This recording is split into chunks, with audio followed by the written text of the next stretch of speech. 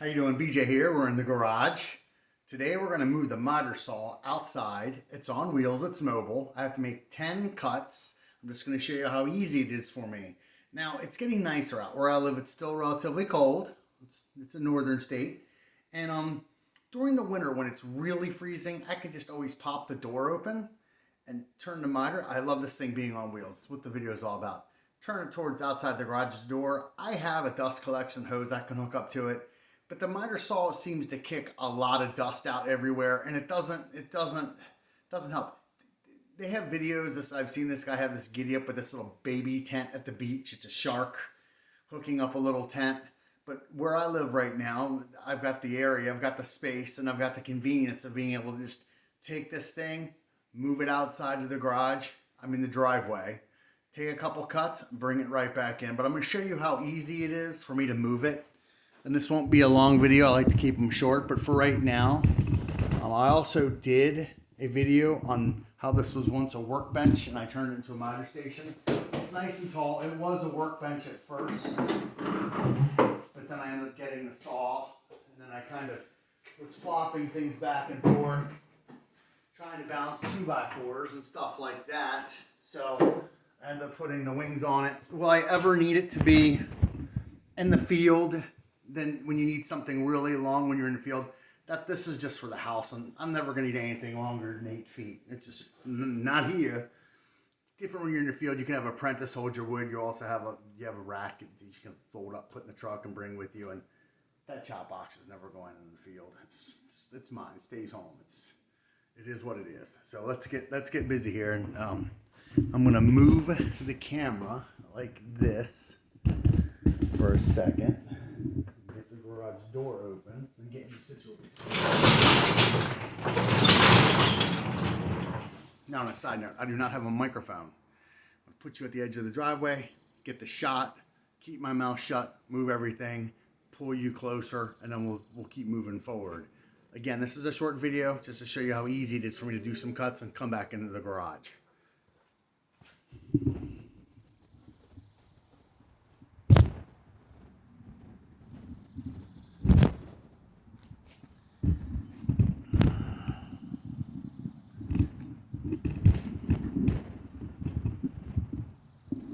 Okay, let's just keep moving.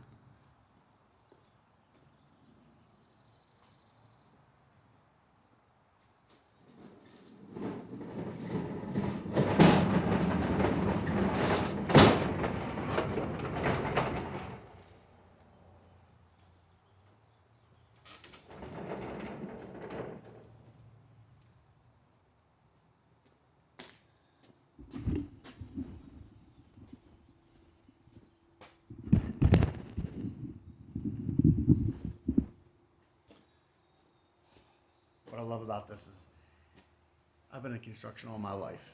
And when you're on a job site and you're making a mess, to clean up is just, what I love about this setup is you cut, get the blower out, blow it, blow everything off, wheel everything into the garage, shut the garage door, peace.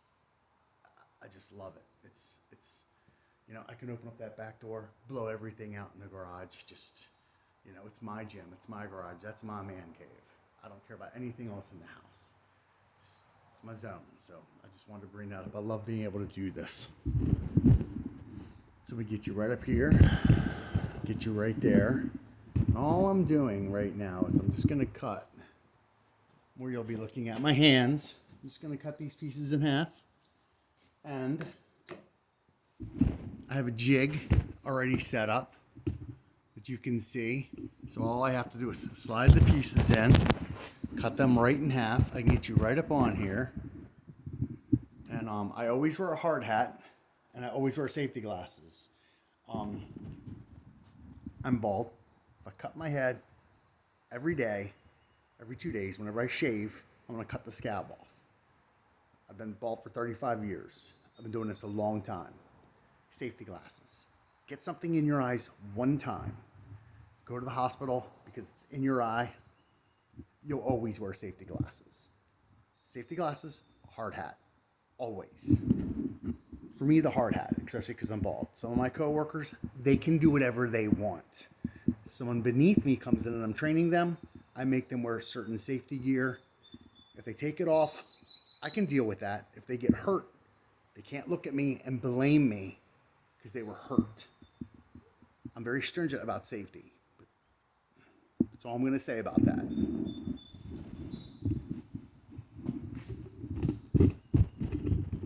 Okay, so right here, and I got to hook up a cord.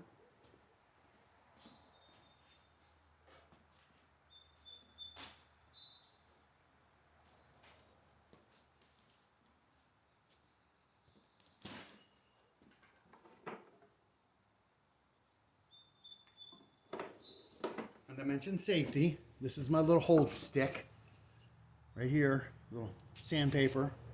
So all I'm gonna do is just take these pieces, slide them in like this.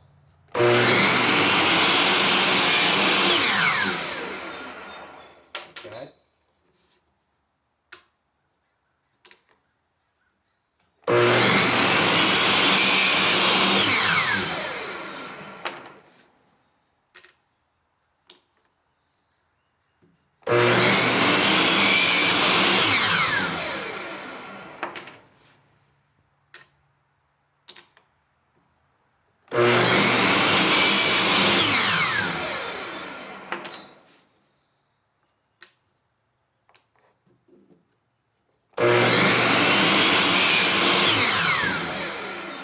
Unfortunately, the leftover pieces cannot be used. They are too small. And if I mix the two together, it could mess up my whole design of what I'm doing. So I had to cut these. These I'm going to put right over here, so I do not mix the two. This is another jig. I have to cut some more later. I haven't gotten that part yet where I can come directly in half. That might be for another video. Really, sometimes dialing in jigs is just a matter of, and I use scraps for dialing in my jigs. I use scraps for everything. The thickness of dado, if I'm going to dado something, if I'm trying to work something in somewhere, I always use this. I save all my scraps to an extent. Then the pile gets big, you burn it, or you throw it out, or whatever it takes. But let me get back to the subject here, and I'm going to get the blower out. I'm going to back you up a little bit to here, just for a second.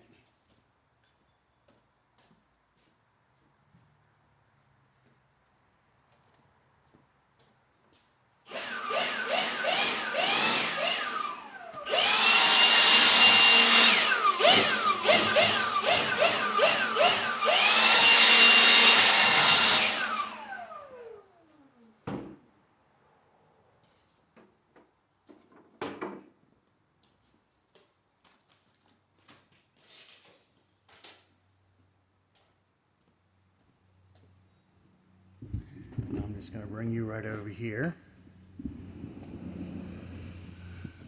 Kind of right there.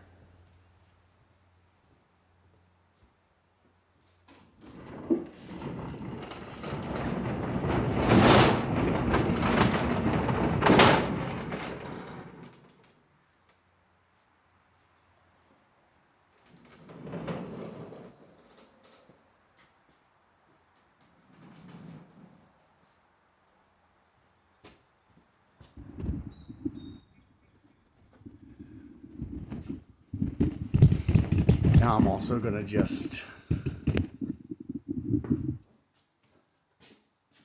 this back up. I'm going to take those pieces that are cut on some pieces that are not. I'm going to lay some cardboard down. I always keep my cardboard also. Sorry about that. I'm going to take those pieces, microphone. I'm going to, and some other pieces, and I'm going to dye them out of my brain. And I'm going to put some Trans-Tint dye on those, and they're going to go in a project. So, but I just wanted to show you how easy it was. It folds back up. I can use it as a workbench. And I can get back to it. So, and then I have a planer, and I have a table saw, and I have an Alpi table. And one day I'll do a video where I just set up. Like I said, 5 minutes setup, maybe 10. but it's not like when you're on a job site trying to wrap up everything. I worked for different contractors over the years. I'm the type of person who likes to clean up at the end of each day. Customer comes home, takes a look of what's going on, and I've been to places where people just drop off their tool belts wherever they're at and just they drop them and walk away. They're the ones that complain the next day when their tools are gone. I can never understand that. Everything goes in my truck the next day, every night. Every single night I pack up everything. Unless I'm on a job that I know I'm going to be there for a long time, I have a gang box that I can lock up. I can strap it down. I know the neighbors. I know that neighborhood. You don't want to show up for work and lose $5,000 worth of tools. That's anyways, I drifted off topic. I do that sometimes. You have a nice day. Enjoy your day. And be safe out there, people.